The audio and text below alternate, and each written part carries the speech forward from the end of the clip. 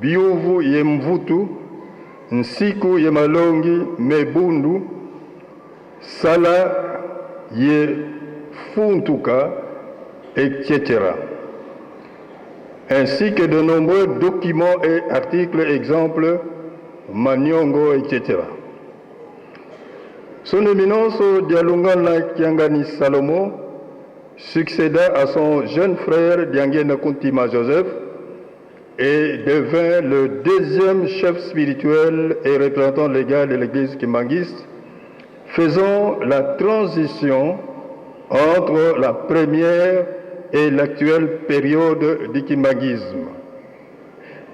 En cette qualité, il réalisa de nombreuses œuvres telles que l'initiative et l'exécution de la cité d'Nkendolo pour le retour prophétisé des Afro-Américains, la création de l'université Simon Kimbangu, l'achèvement des travaux de l'amphithéâtre Mamamouilou, la translation du corps de Maman Kinzembo de Boma pour le mausolée d'Nkamba Nouvelle-Jérusalem, l'inauguration du temple du centenaire à Lubumbashi, au Katanga, etc., etc. Décoré à la Légion d'honneur par le président de la République démocratique du Congo, il voyagea dans les trois Congos et en 1981 en Europe, en Belgique. Détenteur de très grands secrets spirituels, Papa Dialungana Kiangani Salomo se révélera au monde comme Papa Diangenda nous l'avait promis, qu'il est le Christ attendu. Voilà sa vraie dimension spirituelle. Il a vécu à nos côtés, il a organisé son Église, il est le Fils et le Père du Saint-Esprit. Lors de leur blague, ses deux frères, Papa Kisolokele Lukelo Charles et Diangena Kontima Joseph, l'avaient surnommé Mawawa.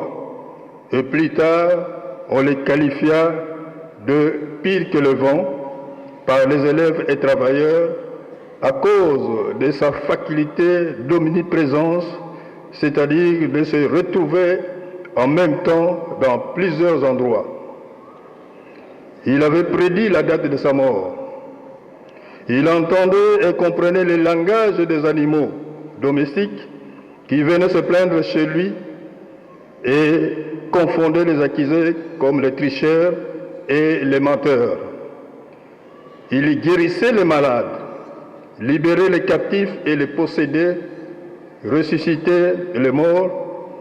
Il a versé son sang le 12 novembre 1964 à Mankina, district de Lukaya, l'accident à Kikulukuta, district de Lukaya, le 28 septembre 1985, et l'accident à Kwakwa, dans le Mayombe, en 1986.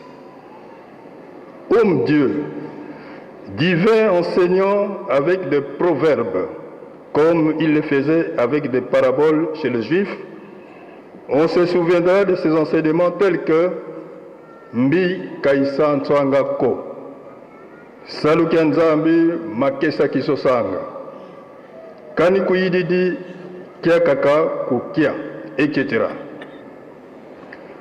Que dire de plus, sinon que ce que Dieu a décrété s'accomplit toujours et, quelle que soit la longueur de la nuit, le jour finit toujours par poindre. Aujourd'hui, Dieu agit en notre faveur, tournant sa face vers nous, Africains, Noirs, opprimés, et nous a parlé par la bouche de son Fils, le Christ vivant parmi nous. Le monde entier a compris que le 25 mai, date de naissance de Papa Dialungana Kiangani Salomo, est la vraie Noël, naissance du Christ. Et qu'il n'est pas venu pour le seul Congolais, mais pour le monde entier.